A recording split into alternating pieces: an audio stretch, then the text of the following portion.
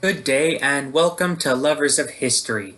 Now you might be wondering, The Road to El Dorado is not a historical film.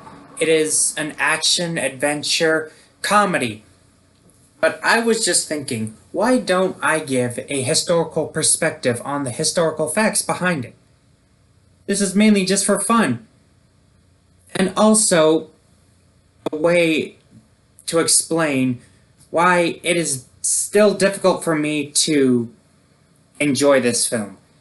Even before I knew the history behind the Mesoamerican cultures or the Spanish exploration, conquest, and imperialism, I never really liked the film of The Road to El Dorado. Even if I tried to like it, I've never been able to like it. Now, The Road to El Dorado, released on March 31st, 2000, is really one of Dreamworks' more unrecognized and most forgettable animations in their filming history. Of course, the story begins with our two main characters, Miguel and Tulio, ending up conning so many men when it comes to gambling, and when they were finally caught in the midst of their fraud, they end up attempting to escape, but end up being trapped on the ship that is heading to the New World in hopes of finding gold. And not just any gold, but the gold city itself, El Dorado. And one of the problems I have with this is the fact that the map is already available to them when the area has practically been uncharted by European exploration. I mean, when Hernan Cortés ended up landing among the New World, he landed on ground that he knew not what was available. Now, in the film, Hernan Cortés is depicted as stern, intimidating, and harsh, and that's fairly accurate, especially considering that Hernan Cortés was a conqueror. He found and explored, and then even conquered the Aztec Empire. Originally, they mistook Cortés for Quetzalcoatl, the feathered serpent god of their city, but eventually they drove him out and he came back and later on defeated them with the help of the Tlaxcala at the Battle of Utamba.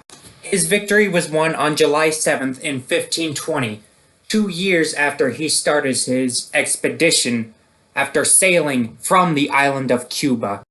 Well, in the film, it's depicted as 1519, and then they were going to stop at Cuba for supplies and then drop Miguel and Tulio off to be enslaved in the sugar plantations.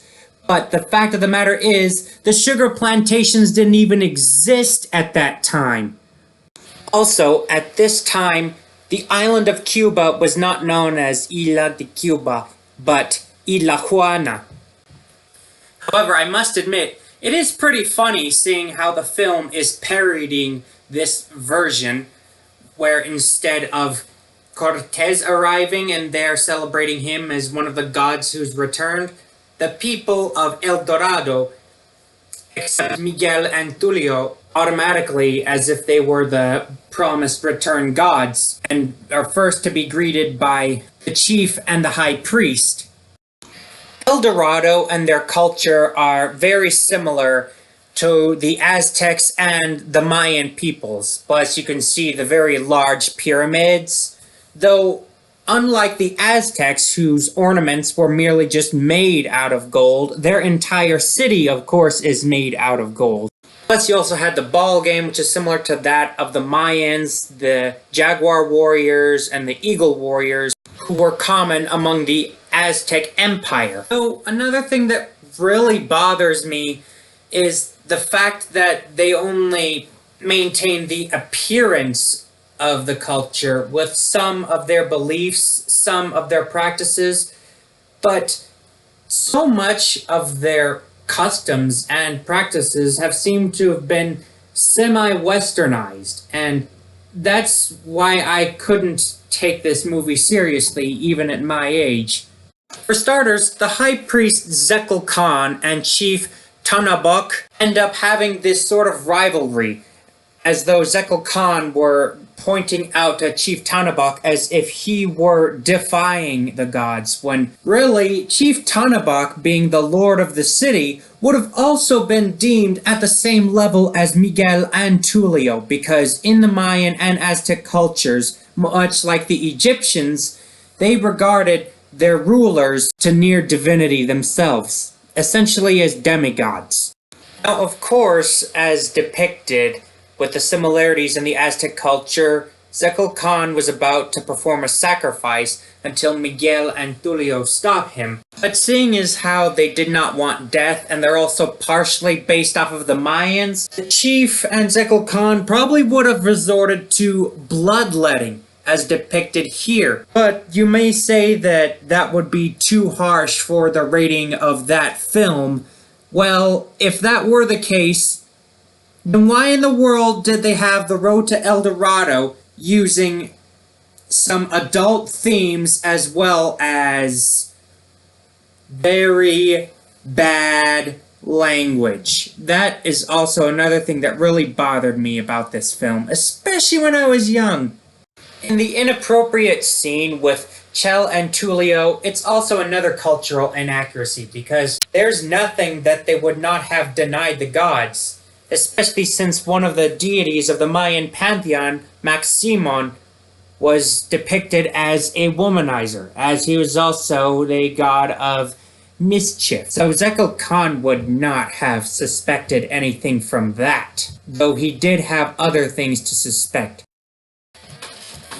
They didn't even seem to be trying to take it seriously in presenting the mindset of the culture, but seemed to have westernized the natives way too much. For example, when Zekel Khan was having that conversation with Tulio afterwards, he said, "But in your perfection, you cannot know how imperfect humans are. Like snakes, they are spineless and slippery." Excuse me, but to display a snake as something in the negative manner, like the artwork among Christianity, as the snake is often used to represent the devil, that would not fly among the worldview among the Mayans and the Aztecs, especially when it comes to the deity Quetzalcoatl, who is depicted as the feathered serpent, a snake. Not to mention so much of that was in their artwork, and to have that come from a priest among that religion would sound pretty much like sacrilege in that culture. Which is why I just couldn't take this movie seriously. It only seemed to be trying and trying for the sake of humor. Well, anyways, that is my take on it, and that is one of the main reasons why even at this age I am not particularly fond of The Road to El Dorado. It is okay if you like it. I'm not particularly a fan of it. I'm pretty much the history geek, if you know what I will, but I hope you enjoyed this historical perspective on this American comedy / adventure. Anyways, tune in for more. Please let me know in the comment section below what television series or movies I should review to give a historical perspective on that. Thank you very much for watching, and God bless.